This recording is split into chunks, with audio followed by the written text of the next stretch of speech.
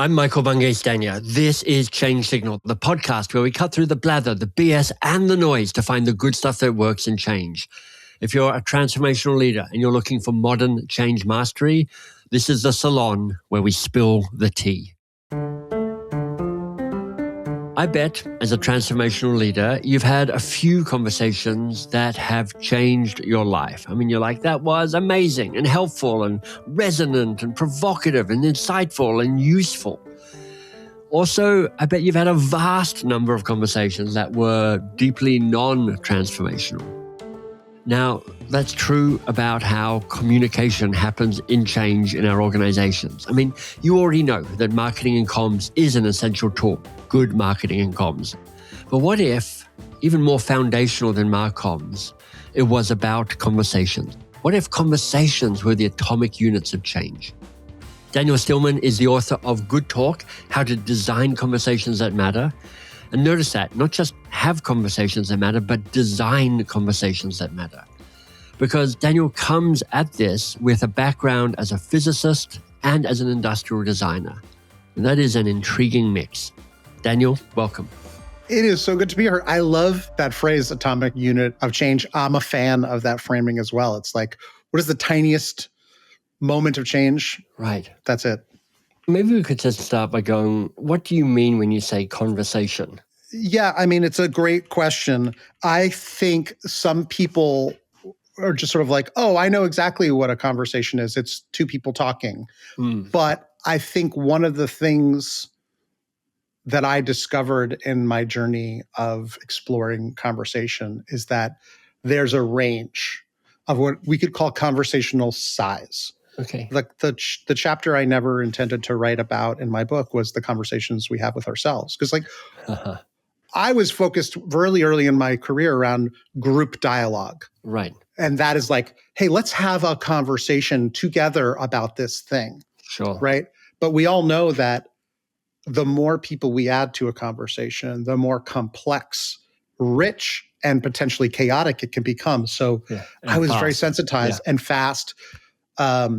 Should we have 30 people in the room? Well, if we do, then we're going to have to change the patterns and structures and systems we use. But maybe there's a benefit to having 30 people. Maybe we should just have 5. Maybe we should just have a one-on-one. But to me, conversations, if we're certainly talking about a change leader's capacity, I think they need to have the capacity to work across this whole range of conversations, the ability to have a one-on-one dialogue with someone and to accomplish whatever they need to accomplish, whether it's listening more, whether it's communicating clearly, whether it's aligning more, getting a group to do that together, and also talking to ourselves. Like if we're just going to talk these 3 big breakpoints between like, how do I talk to myself? So just to summarize, I think what Daniel said so far, a transformational leader needs to have the me-to-me conversations, look yourself in the mirror.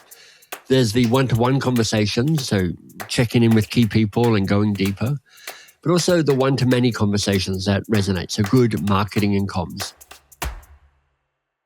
I want to highlight one thing you pointed out, which is like me-to-me, one-to-one, and then one-to-many. But there's a couple of other set points that we've missed. I think a lot of people don't do many-to-many conversations because they are messy, and we're nervous about co-creation, or what happens if we let everyone talk about this together. So one-to-many is like, I'm the leader, I'm talking in front of a whole group of people, we're having an all hands, and as long as I can just frame the change well, everyone will get it.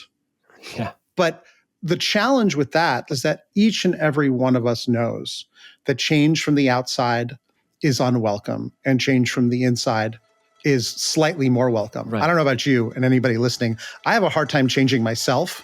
So this is a good reminder. I mean, one-to-many, so often that is just an impersonal, one-size-fits-all, except let's face it, it doesn't really fit very well type of marketing campaign.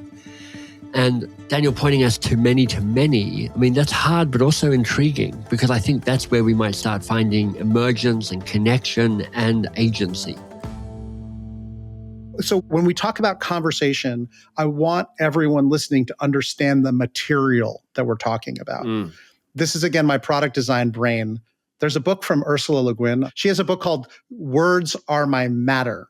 And one of the things I learned in design school is that, I did glass blowing for a summer in Copenhagen. And, you visit a steel extrusion plant. You go to a sand cast aluminum factory, and every material can do different things. It's just like in the Matrix, where Morpheus says, look, here in the Matrix, there are some rules we can bend and some rules we can break, but we've got to understand the material. And part of that has to do with understanding just the basic psychology of people. Right. And, our own reality of, I resist change.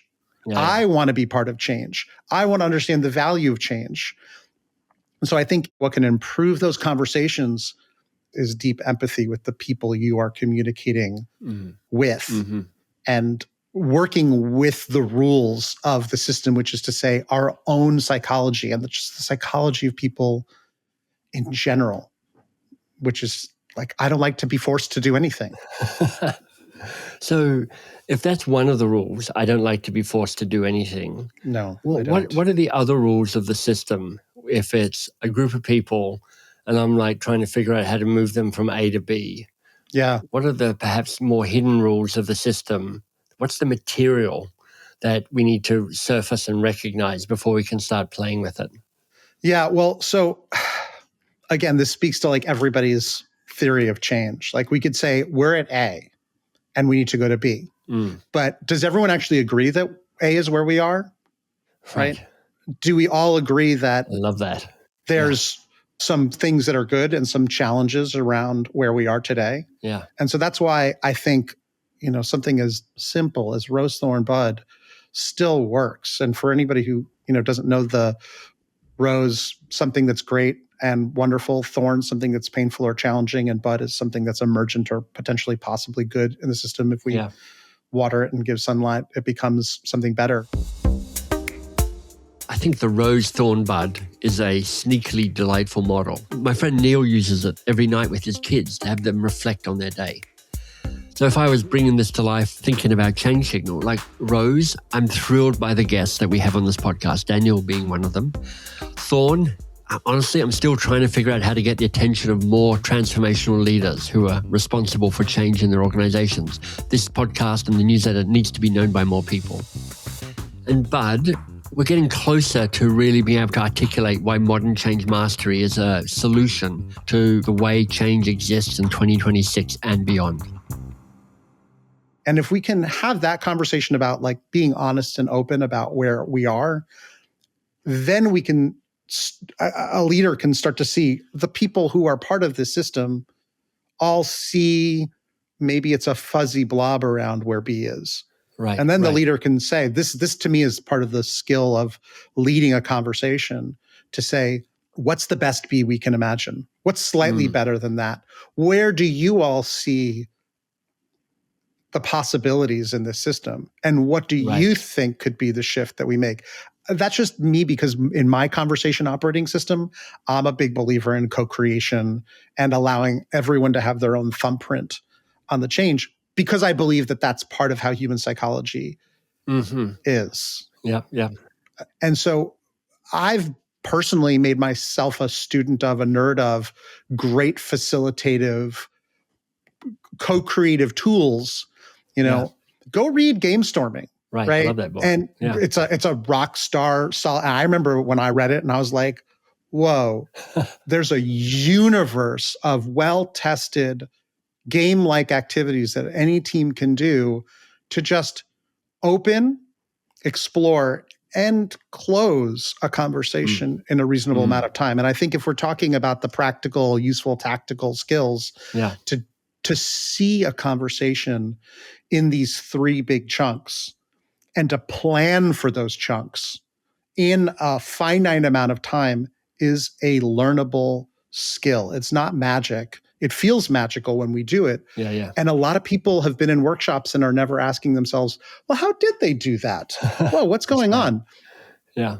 And to be able to plan for those chunks, to say, like, let's open up this conversation. Let's explore options, and then let's close it down. And let's make it clear at the beginning, guys, I'm here to assess options and to get a read of where you all are thinking. Right. But I'm going to get the last call, or we're going to take these and a committee is going to decide them. All right. So there's a clear decision-making process. Yeah. Right. Again, this is not somehow rocket science, but I think very often people are afraid to have that kind of dialogue to say, we're going to take your creative brain juice, and this is what we're going to do with your brain juice afterwards.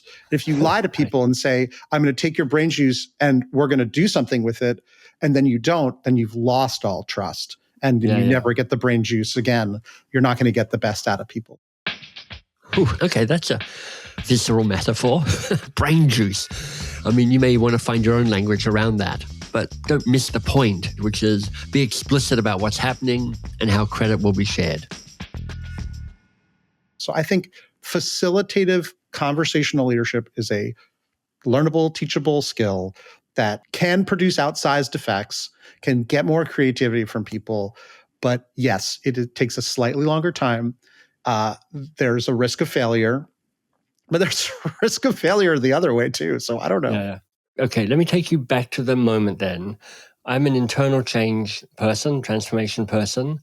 I'm trying to persuade my boss about the value of this approach. The boss is not a out and out, this is stupid, but they're skeptical, meaning they kind of want it to work, but their heart's been broken 1,000 times by ideas like this. And they're like, oh man, I can feel the risk. But they're on the edge. They could tip one way or the other. And I'm sure you've had that moment with clients you've worked with. Is there language, is there framing that you can give the people listening right now that might just nudge that leader into courage and boldness, and why not, let's give this a go? Yeah, that's a great question. So we were talking before we started around the conversation operating system. And I think everybody's got their own natural or learned, trained way of approaching things. And I think one thing to get good at seeing is the power structures in conversation and dialogue. So what you're framing is, I'm going to go to this leader and I'm going to ask for permission and power and space to do it. And I would say, what's the MVP? What's the minimum viable permission? Do I need to ask permission to do this? And I've seen this happen so many times over the years, like, oh, well, let's do a whole thing, versus just like, hey, let's just spend an hour just with some sticky notes. And do I need permission to do this? Like, why do I need permission to do this? I can just do it in the minimum viable way that shows results within my own sphere of control, versus feeling like I have to influence someone in order to get it done. And if that's the case, then do that. If you believe that it has value, then just do it and show the value. Yeah. And I love this because there's something about understanding and taking your best guess at what's the thing that, if I cross a threshold, will trigger the need for approval or permission. And how do I stay below that threshold? And can I design something that's below that threshold that would be an interesting intervention, an interesting exercise, an interesting experiment to run? And if you can, that feels like a really interesting place to play. Yes. Now we're talking about the conversation I have with myself to say, can I get away with this? Will this get me fired? What's the worst that can happen? What's the best that can happen? Like, how can I decide for myself what's a reasonable course of action, or better than I can imagine? Because a lot of people, especially if they're working in a large organization, are working within the constraints of the possible and the probable, not the magical and the improbable. But I think there's something that can be really wonderful happened if you're willing to spend an hour doing some blue sky thinking or something a little bit crazy and then reeling it back. But you have to have faith or experience that you can give people a little bit more rope and then pull it back. And again, that's a way to design the conversation.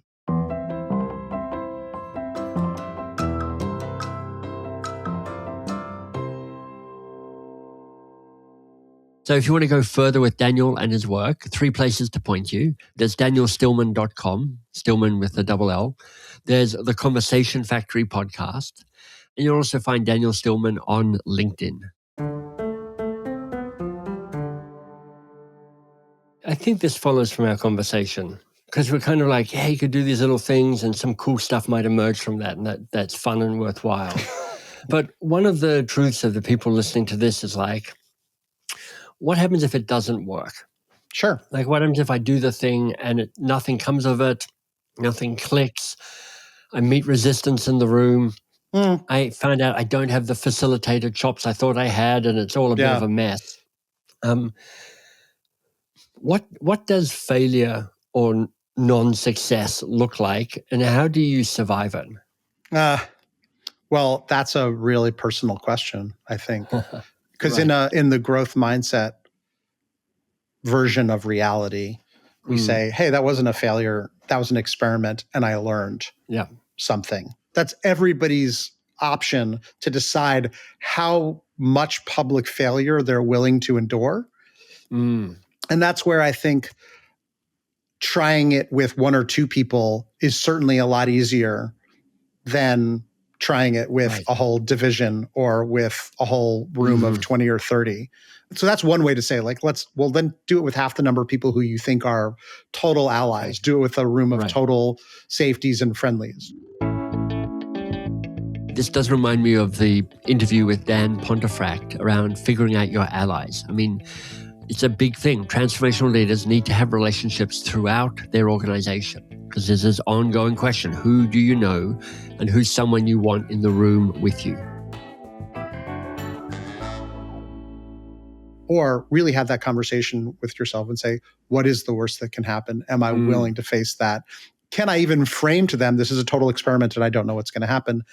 That's a way of, again, this is having a conversation about the conversation to frame it in a way that feels like everyone understands we're doing something that's on the fringe or risky, and it's okay that whatever we come out with is enough based on what we came in with. That to me is framing the boundaries around the conversation. But again, I get it. It's like, it feels hard to buck the system, in which case, don't do it. That's fine. But somebody's got to take the risk.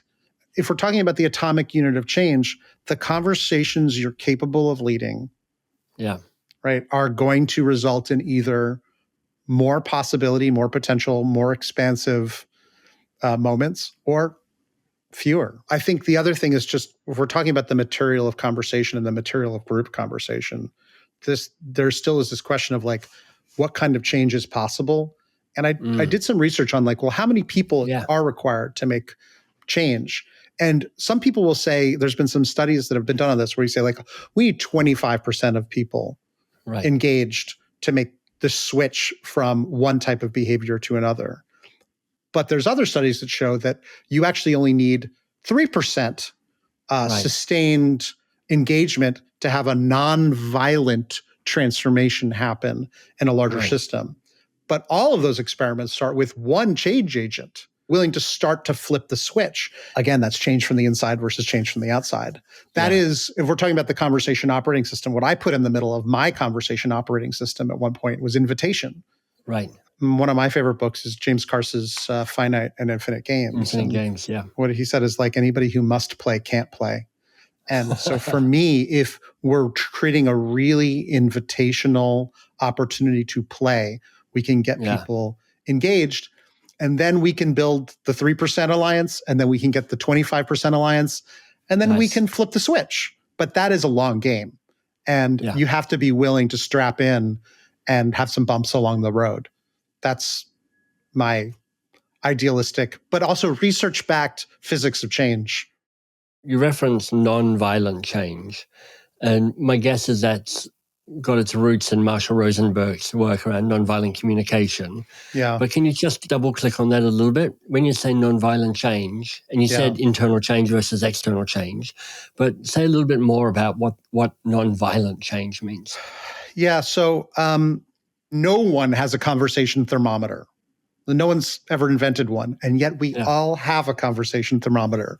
And so we could say, hey, twiddle the dial and keep the temperature from going to fisticuffs. Like that's actual violence. And we all know the phrases.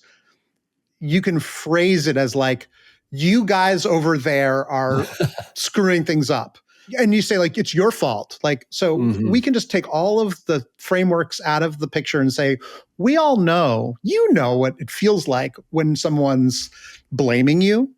And so we think about like the push and pull of a conversation of like, here's the blame, and I'm going to push the blame over here to you, away from me, right? We know that that raises the temperature and creates division and heat. And like, we know, just don't do those things. But then we can think like, well, how do we really do that? And nonviolent communication gives us some tactical and practical ways to separate like facts versus feelings versus needs versus requests, and to actually create we call a progressive motion between focusing on, well, let's talk about what really happened. And guess what? If you talk to an engineering team, they do a no fault post-mortem analysis of a failure of the system. They say, well, what happened? Let's look at the change log and say, here's this happened. I didn't mean to. It's fine, Ralph. Like, we get it. We're not talking about fault. We're not talking about blame. Just like who uploaded what when. What conversations happened? Let's just look at what happened. Then let's talk about like what we meant, what we said, how we felt, and what we'd like to do different. And the power of just starting with the data. Starting with the data. And if you're listening to this as I describe this, my chest is vibrating with the panic that comes from a leader not being able to lower the temperature and separate out those conversations, to say, here are the facts, and here are the feelings, the needs, the requests. If they can't do that, then we're just having this jumbled conversation, and we never get to clarity, and we never get to resolution, and we never get to do it differently. You referenced a few times the conversation operating system. Yeah. What is that? Well, I mean, so it was my own estimate. You know, in physics, we talk about MISI, mutually exclusive, collectively exhaustive ways of describing a system. I think that's the acronym. Yeah. So for me, as I became a student or a nerd of this, you and I both know that explaining something to yourself and explaining it to someone else is the best way to try and make sense of it. And I was doing a lot of workshops and teaching facilitation masterclasses, and I really wanted people to have a clear mental model. So I was like, well, what can I actually change? Like, what are the levers and knobs that I can pull and twist and turn when I'm designing a conversation? And we know, well, I can do it with 5 people or 50. I can do it with 2 or 4. Why? What changes? So people, to me, the number of people and the type of people and who we invite and why, that's an element that I put in my conversation operating system. Because I know I've worked with teams, a senior leadership team of like a big old Fortune 500 company, and they're like, whoa, this meeting was great. And I was like, why do you think it was different? They're like, well, because it was just us instead of all the other people we usually have sort of floating around. We limited the number of people in this meeting. I was like, why else do you think it was good? Well, we gave ourselves more time to talk than we normally would talk. And I was like, oh, so cadence, the space and time we have. Oh, and you helped us decide and regulate who talked. We all got to share. It wasn't just one person dominating the conversation. Turn taking. So I started to see for myself, turn taking is something that is either totally not regulated in a conversation or structured. Okay, so just to pull back for a moment. Yeah, please. Your conversation operating system effectively are design elements, design levers by which you go, look, here's what I'm working with. What's the optimal way of designing this conversation to, in a nonviolent way, get a result that is most useful for people? Yeah. This is great. What else is helpful to be thinking about here? Well, keep in mind, nonviolence is a way of designing the invitation. Invitation to me is like, here's this area. There's nothing wrong with saying, hey, everybody, we got to do this now. We have an hour. Let's get it straight. And if we do not get this right, we are all royally screwed. So sharpen your pencils and turn off your phones and crack on. Yeah. Crack on, everybody. That's one way to invite and frame a conversation, the story and the boundaries of it. And I'm totally okay. Again, we're talking about range. So sometimes you want to be touchy-feely and, nonviolent. And sometimes you want to be like, hey, everybody, let's raise the stakes here. It reminds me of Daniel Goleman's article, Leadership That Gets Results, where he's like, look, there are 6 different styles of leadership. Yes. They all have their advantages and disadvantages. They all have their moment of being the most appropriate style of leadership. Correct. Most leaders have access to 2 of them. Great leaders have access to all 6 of them. Right. And part of the design is to go, what's the form of leadership that is most useful now? Is the choice I'm making, really? Yeah, I'm sorry you're such a loser. Or are you going to Google the Greater Good in Action Project and look at the research at the Berkeley University that actually outlines the 4 essential elements of every apology and the 3 that you can't leave out and actually do them. Yeah. So that's important. Knowing how to lower the temperature and repair the conversation. So I put 9 elements in my conversation operating system canvas because I was interviewing people for my podcast and, a nice grid is important. And, and it's like 4's too little. Yeah. Right. Like somebody told me 9 was too many. And I was like, but I can't make it fewer. I mean, my editor told me, he's like, what's the difference between turn taking and cadence? I'm like, well, in my mind, turn taking is what happens in the meeting and how I regulate participation. And cadence is both the pace inside the conversation, but also the pace between conversations. Like, how do I concatenate a number of meetings? I guess I could have turned it into one thing, but they didn't feel like one thing to me. So I think everyone needs to decide for themselves, well, okay, can I start seeing power dynamics in conversations? And am I willing to play with types of power? Am I willing to tap into, as we talked about, the power of not worrying about failing? Or am I the only type of power I know is permission?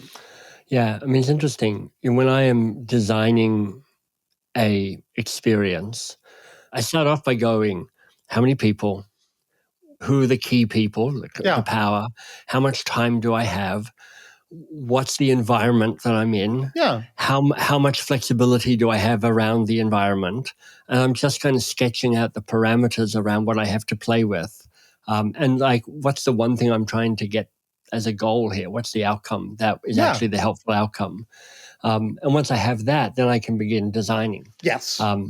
And I appreciate often people are like, well, we'll just run the meeting the way we run the meeting because that's the way we run the meeting.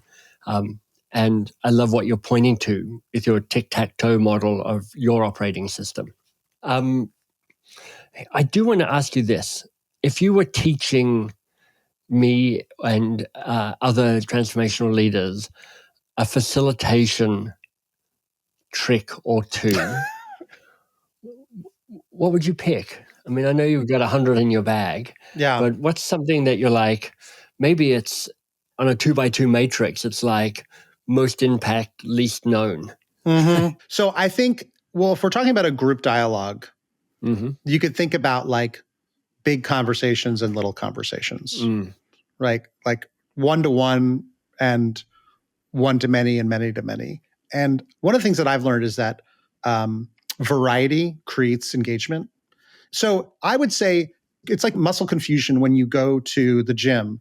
Right. If you're designing for maximum engagement, go for not maximum variety. The maximum variety that does not create total confusion and exhaustion. Right. So just designing a system where people think, pair, and share, which comes from the Harvard Teachers Education Project, think, pair, share, one-to-one. Me having time to think to myself what I think. A paired conversation. Me talking to 1 or 2 other people about what I thought or what's going on. And then everyone to everyone. And just have a variety of me talking to everyone, everyone talking to everyone, people talking to some people, and people talking to themselves. Because most meetings just get stuck in one mode. And then what's going to happen is whoever is the loudest person, whoever the most powerful person is, whoever the biggest jerk is, look, the people who do that don't know that they're damaging themselves and everyone else. Right. Myself, am a person like this. I think out loud. Think, pair, share. That would be the one thing I would give to everyone. Yeah. I mean, you've done it a million times. We've seen other people do it, and it's so corny, but it just works. I love that Daniel has disrupted the typical, all communication is one to many. I mean, he's really encouraging us to explore different types of conversations, one-to-one and many-to-many. And neither of them are easy, but I think they all create more intimacy, more insight, more emergence, and more agency. And perhaps there's a one-to-one conversation you might want to have about recommending the Change Signal podcast, and maybe this episode in particular.